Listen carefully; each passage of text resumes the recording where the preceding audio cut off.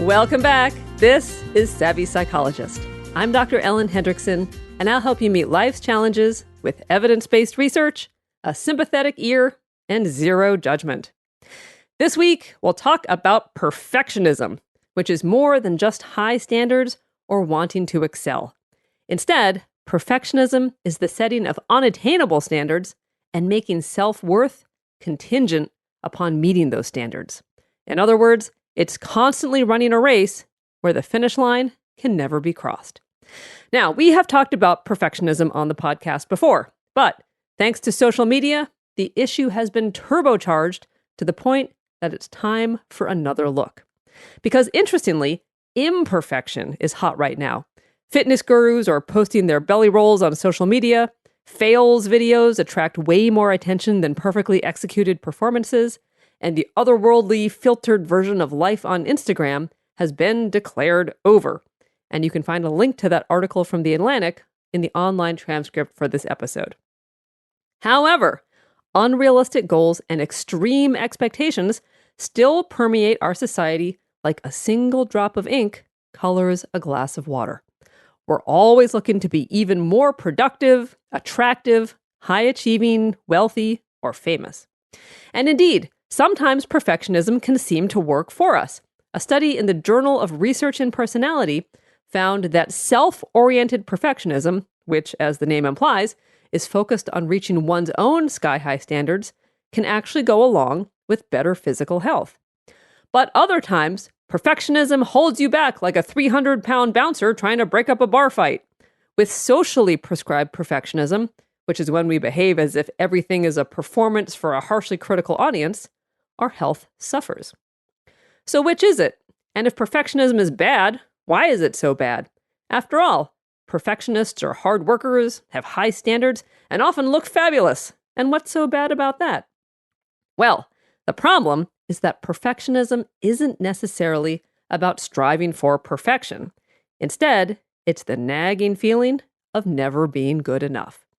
Perfectionism has many causes, but the end result is a creeping, constant inadequacy and fear of failure. Now, at the end of the day, everyone is looking for security, connection, and a bone-deep feeling that we really, truly are enough as we are. And in today's culture, those things are elusive and rare. But there is hope.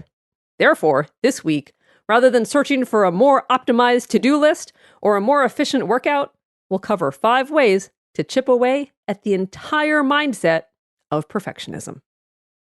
So let's start with tip number 1. Realize that perfectionism backfires. Now, you can probably relate. You walk into a magazine-perfect living room and you're afraid to sit down. You arrive at a perfect dinner party and you suddenly feel self-conscious and a little formal. When you see a perfectly pulled-together colleague, you feel ashamed of your own scuffed shoes and past-due haircut. Indeed, those who present as perfect are often seen as superhuman. It's a paradox because they're working really hard not to be rejected, but their perfect appearance or performance makes them seem intimidating or annoying. It's hard to connect with someone who doesn't seem relatable. And indeed, by covering their own humanity, everyone around them becomes acutely aware of their own. Therefore, if the goal is connection and belonging, which it pretty much always is, turning it down a few notches is actually more effective than aiming for perfection. Tip number 2, remember to feel, not just plan. When perfectionists feel lousy, they tend to do one of 2 things. The first is to try to solve the problem, and the second is to avoid it altogether. By taking the first route, perfectionists tend to look for information on how to solve their problem. They'll read a book, search out an expert opinion, and generally figure out a more fully optimized plan.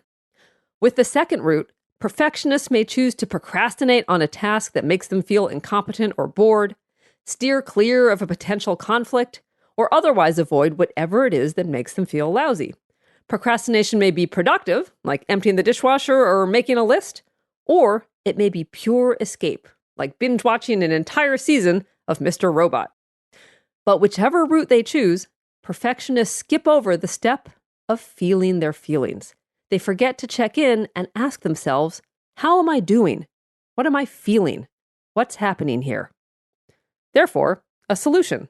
When you feel the urge to procrastinate, avoid, or problem solve, use that as a cue to check in with yourself. How do you feel? What does that emotion feel like in your body? Is your back tight? Your teeth clenched? Does your chest feel cold or your stomach heavy? Learning to recognize and sit with emotions, especially negative, personalized emotions like shame, guilt, or feeling stupid or inadequate, is uncomfortable, but key to developing the true cures for perfectionism: resilience and flexibility. So learning to tolerate negative emotion is the first step in learning how to deal with failures, setbacks, and disappointments, which ironically would help any perfectionist fly further and higher than they would shackled to perfectionism. So tip number 3 for perfectionists is give help a chance. Coaches and therapists and counselors, oh my! Perfectionists often have the nagging sense that something is wrong and may search out an expert in order to quiet their distress. But then a dissonance arises. Perfectionism says we must perform at the highest levels, but we're not allowed to accept help to get there.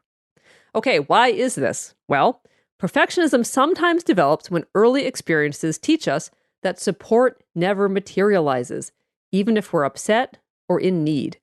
And that can lead to a belief that you're a burden for having needs and emotions, or that you're not worthy of care. So, a perfectionist stuck with the dissonance of needing help, but not expecting to be helped, often decides that the therapist doesn't know what they're doing, that coaching is pointless, or that they know more than the expert. But if a perfectionist can see that they're intellectualizing, getting cynical, or performing for the therapist, and can allow themselves to truly accept the help, that same inner drive that makes perfectionists achieve often allows them to supercharge the lessons of therapy. Tip number 4 is create excellence for the sake of excellence.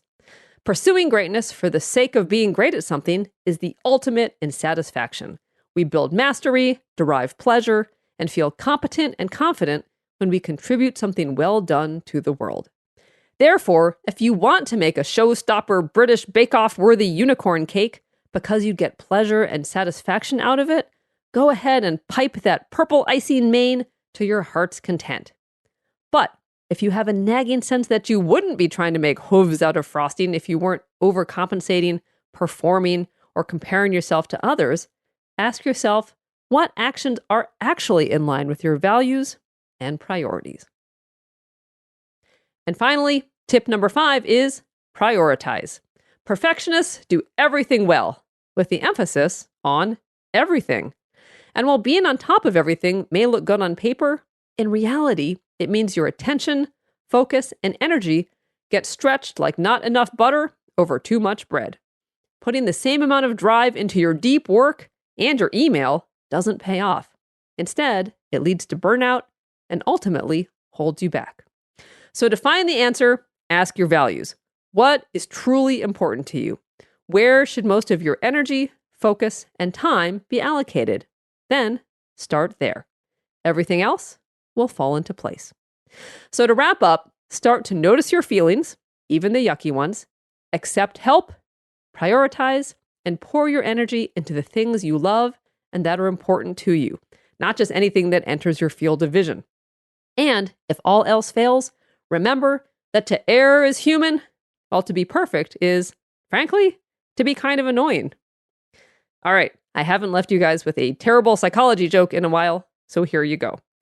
Did you hear about the guy whose left brain was removed? Don't worry. Now, he's all right. You're welcome.